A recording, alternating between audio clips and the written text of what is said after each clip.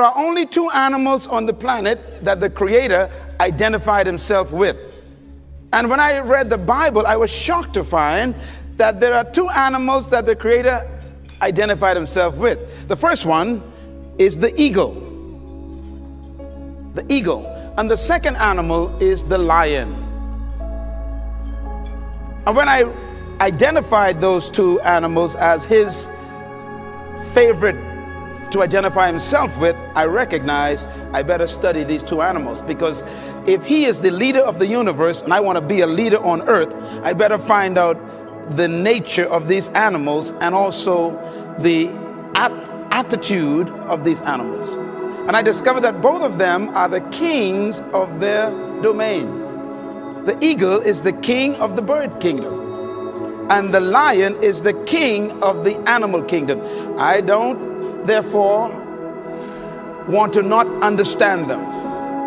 Well, I want to talk about the lion today, even though I can do a session on the eagle, which is very important.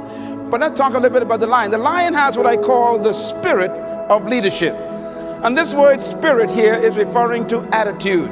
Everybody say attitude. A leader has an attitude that makes him or her different from followers. And the lion exhibits that attitude. We have to cultivate the same attitudes that the lion has, because the lion apparently has been given the same attitudes that God himself identifies with, and he put it in these creatures. And apparently you and I are supposed to be the king of the animal kingdom, the rulers of all animals. So obviously we have somewhere trapped on the inside these same potential attitudes. Now, the lion is the king of the jungle, but the lion to me is a great source of encouragement to all of us. I want you to write this down. Remember this as long as you live. Number one, the lion is not the tallest animal in the jungle. Number two, the lion is not the largest animal in the jungle. Number three, the lion is not the heaviest animal in the jungle. Number four, the lion is not the smartest animal or the most intelligent animal in the jungle. And yet, the lion is the king. Tell your neighbor there's hope for you.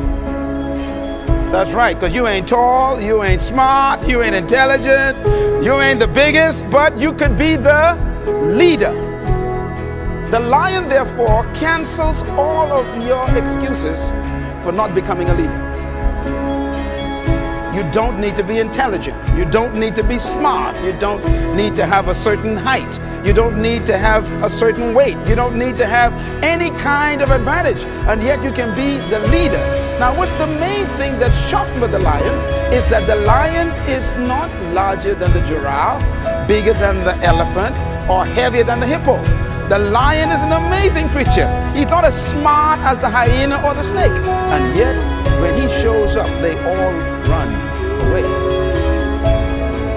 What makes the lion so unique? Well, here's one of my favorite quotes that I put in my books, and I believe it really brings home the point.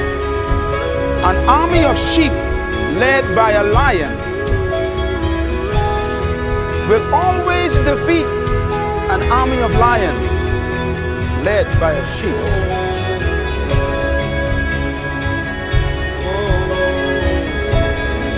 And the answers to that dilemma is this: because leadership can transform cowards into violent warriors. The right kind of leadership can transform a timid into bold people who are fearless. Leadership is that powerful. Leadership can walk into a camp of depressed people, and in 20 minutes they are turned on into unbelievable, powerful armies. Because leadership determines everything. Now, why would a lion become the king of the jungle when he has all of those limitations? He's not the tallest, not the strongest, not the smartest, not the heaviest, not the most intelligent, but yet he runs things.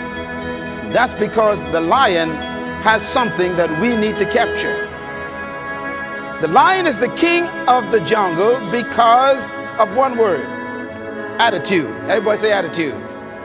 Write it down. Attitude. The lion has a different attitude that makes every animal afraid of him. Now, we don't want to lead by fear, but it does take respect for you to become a leader. When I use the word fear in the jungle, we're talking about respect. The elephant respects the lion. The hyenas respect the lion. The giraffes, they respect the lion. What makes these massive animals respect such a small cat? The attitude is the difference. For example, a lion will see an elephant, and the thing that comes to his mind, one word: lunch. Now, the elephant is 10 times the size of the lion, probably 50 times heavier, and has more power. One stomp of his feet could destroy the lion. But when the lion sees the elephant, he doesn't look at size and weight and strength and power. He looks at lunch. I could eat this thing. And he acts the way he thinks. Say it. He acts the way. You see, the size is not the problem. The weight of the elephant is not his concern. What makes him act is the way he thinks. And because he thinks he can eat the elephant, he attacks him. Leadership attitude. Now, here's another amazing mystery.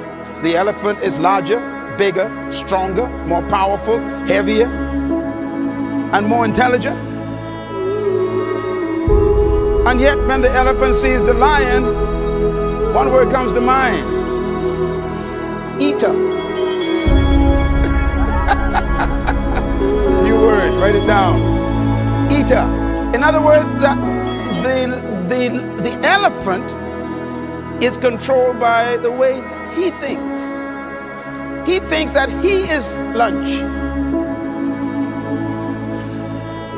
Therefore, his size, his weight, his power, his might, his authority is a victim of the way he thinks. It doesn't matter how big you are, how intelligent you are, how many degrees you get. It's your mind that keeps you small.